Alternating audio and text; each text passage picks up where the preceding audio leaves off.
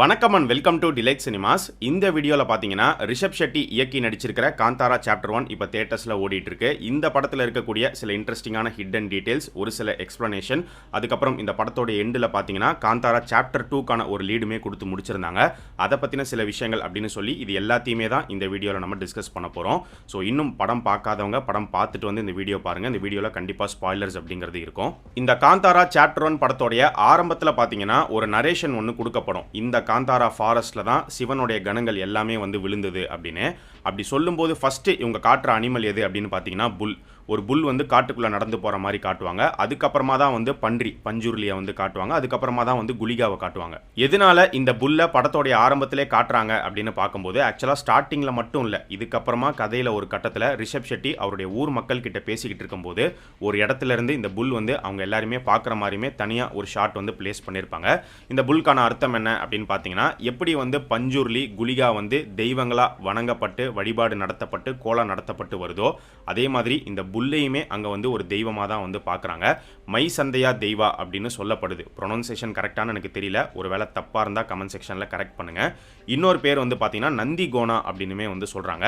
சிவனுடைய நந்தி கூட வந்து இதை கம்பேர் பண்ணுறாங்க. ஸோ இதையுமே ஒரு தெய்வமாக பார்த்து இந்த தெய்வத்துக்கும் கோலா அப்படிங்கிறது நடத்தப்பட்டு வருது. ஸோ சிவனுடைய கணங்களாக ஃபஸ்ட்டு இந்த தெய்வத்தை காமிச்சிட்டு அதுக்கப்புறமா பஞ்சுருலி, அதுக்கப்புறமா குலிகாவை காட்டும்போது நீங்கள் நோட் பண்ணீங்கன்னா குலிகாவுக்கு எந்த ஒரு உருவமும் இவங்க கொடுத்துருக்க மாட்டாங்க.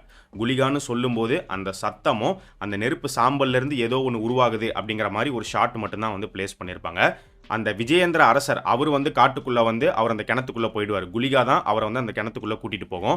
அப்போ கூட பார்த்தீங்கன்னா ஆஷஸில் ஃபார்ம் ஆன ஒரு மனித உருவமாக தான் குலிகாவை காட்டுவாங்க. அது கூட முகம்லாம் தெரியாது, வெறும் கை கால்கள் மட்டும்தான் தெரிகிற மாதிரி இருக்கும். இதுக்கான ரீசன் என்ன அப்படின்னு பார்க்கும்போது குலிகா தெய்வத்துக்கு உருவ வழிபாடே கிடையாது, கல் வழிபாடு தான். ஒரு பெரிய மரத்துக்கு கீழே ஒரு கல்லை வச்சு அதுக்கு மரியாதை செலுத்தி அப்படி தான் மக்கள் குலிகாவை வணங்கிட்டு வராங்க. குலிகாவுடைய புராண கதை எப்படி ஆரம்பிக்கும் அப்படின்னு பார்த்தீங்கன்னா, சாம்பல் நிறைஞ்ச பகுதியில் ஒரு கல் கிடைச்சதாகவும் அந்த கல்லை வந்து பார்வதி தேவி கொண்டு வந்து சிவன் கிட்ட கொடுக்கும்போது சிவன் அந்த கல்லை வந்து கீழே தூக்கி போடும்போது அந்த கல்லிலிருந்து தான் குலிகா பிறந்தது அப்படிங்கிற மாதிரி கதை வந்து ஆரம்பிக்கும். ஸோ மேபி இதனால கூட பார்த்தீங்கன்னா இந்த படத்தில் குலிகாவை வந்து அந்த ஆஷஸ் ஃபார்மில் வந்து இவங்க காமிச்சிருக்கலாம். அடுத்து இந்த படத்தோடைய ஹீரோவான ரிஷப் ஷெட்டி, இவருடைய கேரக்டர் பேர் வந்து பார்த்தீங்கன்னா பெர்மே அப்படின்னு சொல்லியிருப்பாங்க. பெர்மேங்கிற இந்த பேருக்கான என்ன அர்த்தம் அப்படிங்கிறத ஏற்கனவே நம்மளுடைய டிலைட் தமிழ் சேனலில் ஒரு வீடியோ போட்டு அதில் நம்ம சொல்லிட்டோம். அந்த வீடியோவில் பெர்மேக்கான அர்த்தம் மட்டும் இல்லை, இந்த காந்தாரா படத்தில் இருக்கக்கூடிய சில முக்கியமான புராண கதைகள் எல்லாத்தையுமே எடுத்து வந்து பேசியிருக்கோம். ஏற்கனவே ஒரு சில பேர் அந்த வீடியோ பார்த்துருப்பீங்க அப்படின்னு நினைக்கிறேன். இன்னும் பார்க்காம இருக்கிறவங்க அந்த வீடியோக்கான லிங்க் இந்த வீடியோடைய டிஸ்கிரிப்ஷன் அண்ட் கமெண்ட் செக்ஷனில் கொடுத்துருக்கேன், போய் செக் பண்ணி பாருங்க. பெர்மேவுடைய கேரக்டர் எடுத்துக்கிட்டோம் அப்படின்னா அந்த கிணத்துக்குள்ள குழந்தை கிடைக்கிற மாதிரி காமிச்சிருப்பாங்க. குழந்தைய சுற்றி புலி வரும். புலியோடைய ரெஃபரன்ஸ் சிம்பாலிசம் என்ன அப்படிங்கிறது உங்க எல்லாருக்கும் தெரிஞ்சிருக்கும் அப்படின்னு நினைக்கிறேன். பார்வதி தேவியோடைய வாகனம் தான் வந்து புலி, அதுதான் இங்கே சுற்றிக்கிட்டு இருக்கு அப்படிங்கிற மாதிரி காமிச்சிருப்பாங்க. இந்த காட்டுக்கான இன்ட்ரோடக்ஷன் ஆரம்பத்தில் கொடுக்கும் போதே எப்படி கொடுப்பாங்க அப்படின்னு பார்த்தீங்கன்னா, சிவனுக்காக பார்வதி உருவாக்குன ஒரு பூந்தோட்டம் தான் இந்த ஈஸ்வரன் பூந்தோட்டம், இங்கே சிவன் இருக்காரு அப்படிங்கிற மாதிரி தான் சொல்லியிருப்பாங்க. இந்த காந்தாரா காட்டுக்குள்ள இருக்கிற குலிகா பஞ்சுருலி தெய்வங்கள் வந்து காட்டையும் காட்டு மக்களையும் பாதுகாக்கிற தெய்வங்களா உள்ள இருக்கு. இந்த புலி வந்து பார்த்தீங்கன்னா மெயினாக பெர்மேவை பாதுகாக்கிற காப்பாற்றுற பெர்மேக்கு வழிகாட்டுற ஒரு தெய்வமாக அங்கே சுற்றிக்கிட்டு இருக்கு அப்படிங்கிற மாதிரி காமிச்சிருப்பாங்க. சிவனால் அனுப்பப்பட்டு இந்த பூமிக்கு வந்து சேர்ற சிவகணங்களில் ஒரு சிவகணம் தான் பெர்மேவும். பெர்மே வந்து மனித உருவத்தில் அனுப்பப்பட்ட ஒரு சிவகணமாக தான் வந்து காமிச்சிருப்பாங்க. ஆரம்பத்தில் சிவகணங்கள் எப்படி பூமிக்கு வந்து சேருவாங்க அப்படின்னு பார்த்தீங்கன்னா, மேலேருந்து ஒரு பெரிய நெருப்பு வந்து பூமியில் விழுந்து அதிலிருந்து தான் நந்தி கோனாவாக இருக்கட்டும் பஞ்சுருலி குலிகா எல்லாமே வர மாதிரி காமிச்சிருப்பாங்க. அதே மாதிரி பெர்மேக்கு வந்து பார்த்தீங்கன்னா இதை கிளைமேக்ஸில் பண்ணியிருப்பாங்க. கிளைமேக்ஸில் வானத்திலிருந்து ஒரு பெரிய நெருப்பு வந்து பூமியில் விழும். அந்த நெருப்புலேருந்து ஃபர்ஸ்ட் புலி வர மாதிரி காட்டுவாங்க, பக்கத்தில் பெர்மே ஓடி வர மாதிரி காமிச்சிருப்பாங்க. இப்போ உங்களுக்கு ஒரு கேள்வி இருக்கலாம், இதை ஏன் வந்து கிளைமேக்ஸில் காட்டுறாங்க? பெர்மேவும் ஒரு சிவகணம் அப்படின்னா பெர்மே பிறக்கும் போதே குழந்தையா அந்த கிணத்துக்குள்ளே இருக்கும் போதே அதுக்கு முன்னாடியே வானத்திலிருந்து ஒன்று வந்து விழுந்து அதுக்கப்புறமா இந்த ஷாட்டை காமிச்சிருக்கலாமே அப்படின்னு. ஆனால் அப்படி காமிக்காமல் விட்டதுக்கு ஒரு காரணம் இருக்குது அப்படின்னு தான் நான் நினைக்கிறேன். இப்போ பெர்மேக்கும் மற்ற சிவகணங்களுக்கும் ஒரு வித்தியாசம் இருக்குது. மற்ற சிவகணங்கள் இந்த பூமிக்கு வந்து சேரும்போது அவங்க எதுக்காக இந்த பூமிக்கு அனுப்பப்பட்டிருக்காங்க, அவங்களுடைய வேலை என்ன, அவங்களுடைய பர்பஸ் என்னங்கிறது அவங்க எல்லாருக்கும் நல்லாவே தெரியும். ஆனால் பெர்மேக்கு அப்படி தெரியாது. சாதாரண ஒரு மனுஷனாக அனுப்பப்படுறாரு, ஒரு குழந்தையாக பிறந்து அந்த காட்டுக்குள்ளே வந்து சாதாரண மனுஷனாக தான் அவர் வளர்றாரு. ஒரு கட்டத்துக்கு அப்புறமா தான் அவருடைய பர்பஸ் என்ன, அவர் எங்கிருந்து வந்தார் எல்லாமே அவருக்கு தெரிய வருது. இந்த விஷயங்கள் தன்னை பற்றி அவர் முழுசாக தெரிஞ்சதுக்கு அப்புறமா தான் இந்த ஷாட், அதாவது வானத்திலிருந்து நெருப்பு வந்து விழுந்து அதிலிருந்து பெர்மே வர மாதிரி காமிச்சிருப்பாங்க. காந்தாரா ஆளுங்க பாங்கராக்குள்ள போனதுக்கு அப்புறமா வியாபாரம் நடக்கிற இடத்துல தேரை வச்சு ஒரு பெரிய சம்பவமே நடக்கும். அந்த தேரில் வந்து பெர்மே அவருடைய ஊர் ஆளுங்க எல்லாருமே ஏறி இருப்பாங்க.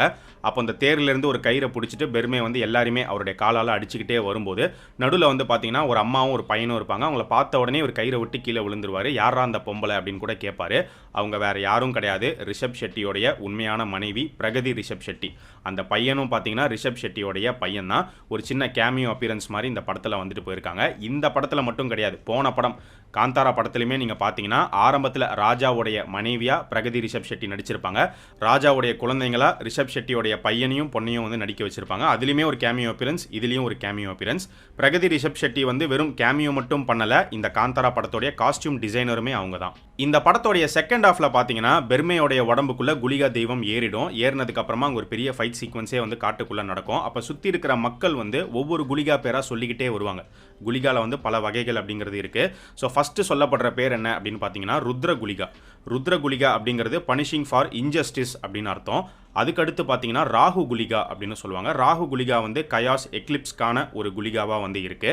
அதுக்கடுத்து பார்த்தீங்கன்னா தந்திர குலிகா அப்படின்னு சொல்லுவாங்க. தந்திர குலிகா வந்து நெருப்பு கோபம் சம்மந்தப்பட்டது. அதுக்கப்புறமா பார்த்தீங்கன்னா கத்தலகால குலிகா அப்படின்னு சொல்லுவாங்க. கத்தலகால குலிகா வந்து டார்க்னஸ் மிஸ்ட்ரி சம்மந்தப்பட்டது. கரெக்டாக கத்தலகால குலிகா அப்படின்னு சொல்லும்போது அந்த கிணறுக்குள்ளே வந்து ரிஷப் ஷெட்டி போயிடுவார். உள்ள அந்த டார்க்னஸ்லேருந்து தான் ரிஷப் ஷெட்டியோடைய முகம் வெளியில் வர மாதிரி இருக்கும்.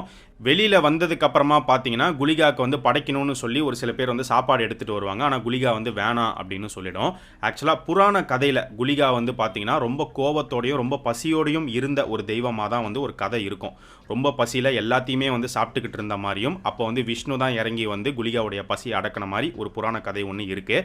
ஸோ அதுக்கான ஒரு கனெக்டும் வந்து இருக்கும். பயங்கர பசியோடு இருக்கிற ஒரு தெய்வமாக வந்து காமிச்சிருப்பாங்க. ஆனால் சாப்பாடை வந்து ஏற்றுக்காம ராஜாவை கை காட்டி இவன் தான் எனக்கு வேணும் அப்படின்னு சொல்கிற மாதிரி இருக்கும்.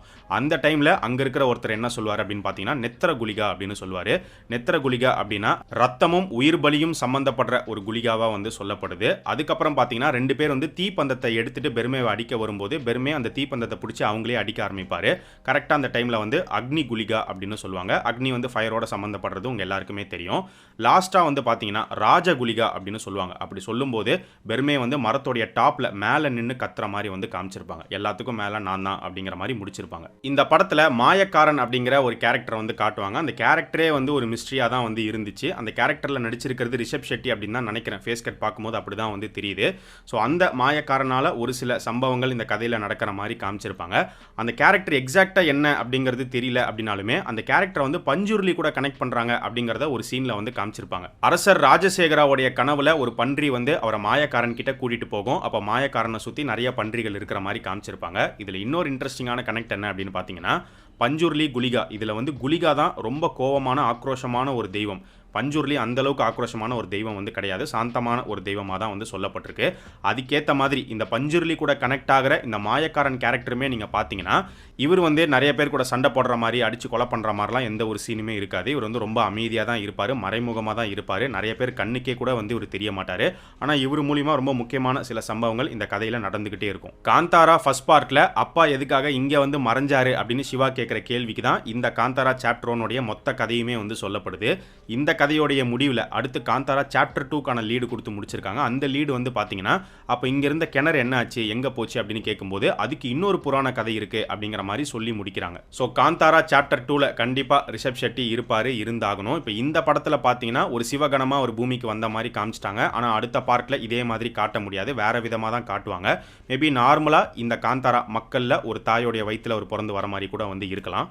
எனக்கு தெரிஞ்சு சாப்டர் 2லையுமே பாங்கரா ராஜ்யம் தான் வில்லனா இருக்கும் அப்படின்னு நினைக்கிறேன். சாப்டர் 2 மட்டும் இல்லை, எத்தனை சாப்டர்ஸ் எடுத்தாலும் இந்த பாங்கரா ராஜ்யம் வந்து ஒரு முக்கியமான ரோல் ப்ளே பண்ணுறதுக்கு வாய்ப்புகள் இருக்குது. எதனால அப்படின்னு பார்த்தீங்கன்னா காந்தாரா ஃபர்ஸ்ட் பார்ட்டில் ஒரு ராஜாவை ஆரம்பத்தில் காட்டுவாங்க. அவர் வந்து பாங்கரா ராஜான்னு சொல்லியிருக்க மாட்டாங்க, வெறும் ஒரு ராஜா ஆண்டுகிட்டு இருந்தார் அப்படிங்கிற மாதிரி தான் சொல்லியிருப்பாங்க. ஆனால் இப்போ இந்த சாப்டர் 1ல காட்டப்படுற பாங்கராவுடைய சிம்பிள் வந்து ஃபர்ஸ்ட் பார்ட்டில் அந்த ராஜா கிட்டேயுமே இருக்குது. அதை வச்சு பார்க்கும்போது இந்த பாங்கரா அரச வழி வந்த ஒரு ராஜாவாக தான் அந்த ஃபர்ஸ்ட் பார்ட்டில் காட்டப்படுற அந்த ராஜா வந்து இருக்கணும். இப்போ இந்த சாப்டர் 1 படத்தில் ஜெயராமும் இறந்துடுறாரு, அவருடைய பையன் பொண்ணு 2 பேருமே இறந்து போயிடுறாங்க. அப்போ எப்படி அடுத்து இந்த பாங்கராவுடைய ராஜ்யத்தை கண்டினியூ பண்ணுவாங்க அப்படின்னு பார்த்தீங்கன்னா, ஜெயராமுடைய பையனுடைய பொண்ணு, அந்த குட்டி பொண்ணை வந்து காமிச்சிருப்பாங்க. ஒரு ஷாட்டில் கூட பார்த்தீங்கன்னா அந்த குட்டி பொண்ணு வந்து ராஜாவுடைய சிம்மாசனத்தில் உட்காந்துருக்கிற மாதிரி ஒரு சீனே இருக்கும்.